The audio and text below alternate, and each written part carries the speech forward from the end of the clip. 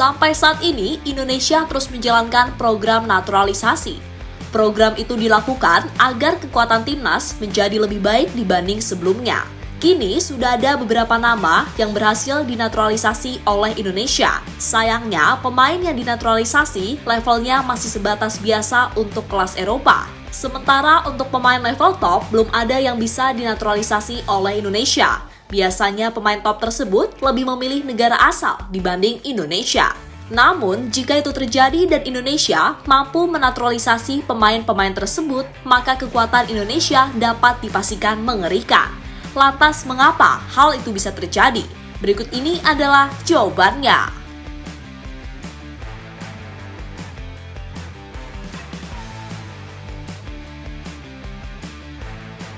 Ya, dalam sejarahnya, banyak pemain sepak bola Eropa yang memiliki darah keturunan Indonesia. Umumnya, pemain-pemain tersebut berasal dari Belanda, sesuatu yang sangat wajar, karena Belanda dan Indonesia memiliki sejarah yang panjang. Selain Belanda, ada juga negara lain, seperti Belgia hingga Inggris. Kalau soal ini, biasanya pemain tersebut memiliki orang tua yang berasal dari tanah air, entah itu dari bapak maupun ibunya. Contoh terbaru adalah Elkan Bagot.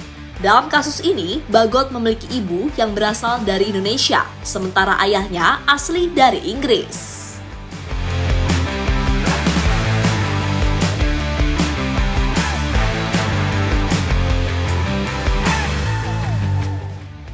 Sayangnya, tak semua pemain keturunan bisa membela timnas Indonesia. Itu terjadi karena pemain tersebut lebih dulu dipanggil untuk membela negaranya. Selain itu, ada juga pemain yang sedang menunggu mendapatkan panggilan. Karena alasan itulah Indonesia hanya mampu menaturalisasi beberapa pemain, dan level umumnya juga biasa-biasa saja. Biasa di sini karena dibandingkan dengan level top yang ada di Eropa.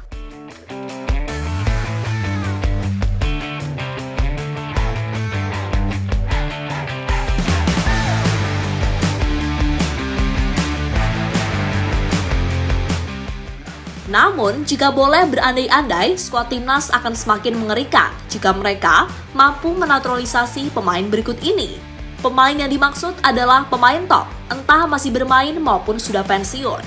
Dan semuanya akan tersusun dalam sebuah starting line up, dari mulai penjaga gawang hingga penyerang di lini depan. Untuk posisi kiper, Indonesia bisa memakai jasa dari Emil Audero Mulyadi. Untuk pemain yang satu ini, levelnya adalah top karena bermain bersama Inter Milan di Liga Italia. Dan menariknya, Emil masih memiliki peluang untuk membela timnas. Jika Indonesia mampu menaturalisasi Emil Audero, maka kekuatan lini belakang timnas pastinya bakal semakin kuat. Karena kiper yang satu ini memiliki kemampuan yang sangat luar biasa.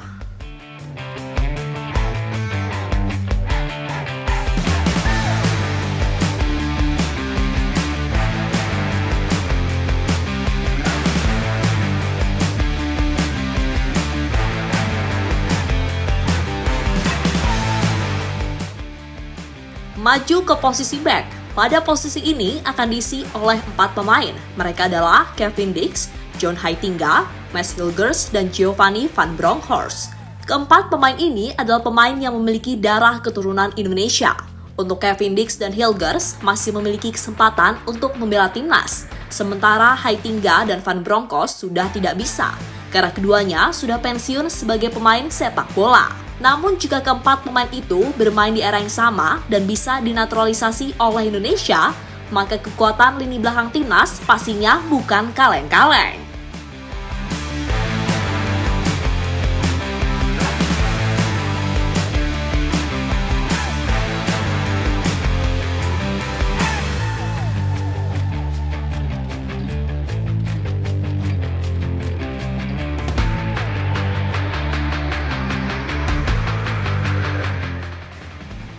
Kemudian pada posisi gelandang.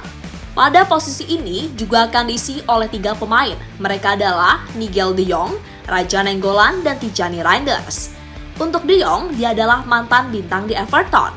Sementara Nainggolan adalah mantan bintang dari tim Inter Milan dan AS Roma. Sementara Tijani adalah pemain yang saat ini membela AC Milan. Ketiga pemain itu memiliki darah keturunan Indonesia. Bahkan ayah dari Nainggolan adalah orang Indonesia asli, tepatnya orang Sumatera.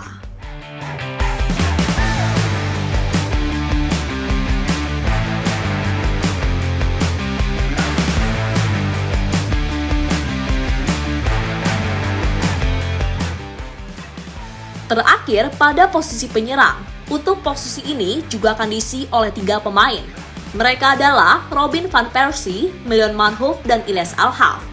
2 pemain terakhir masih aktif bermain sepak bola, sementara Van Persie sudah pensiun. Untuk khusus Van Persie, menurut kabar yang beredar, dirinya memiliki darah keturunan Indonesia. Itu didapatkan Van Persie melalui neneknya yang dikabarkan berasal dari Surabaya. Jika tidak bermain di timnas Belanda, seharusnya Van Persie bisa memperkuat timnas Indonesia.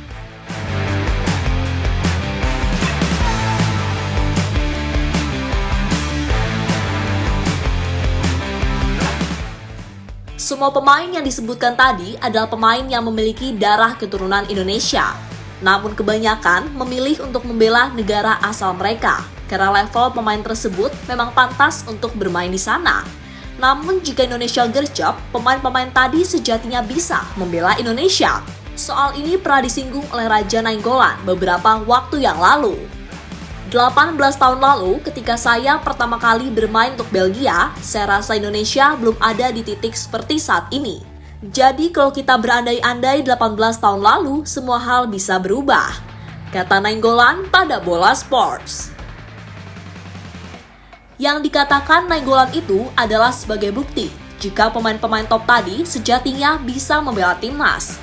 Namun hal ini Indonesia kalah cepat hingga akhirnya pemain tersebut tetap memilih negara kelahiran untuk karir internasionalnya. Namun tak mengapa, karena Indonesia masih bisa menaturalisasi pemain yang lain meski levelnya berbeda dengan pemain yang disebutkan tadi.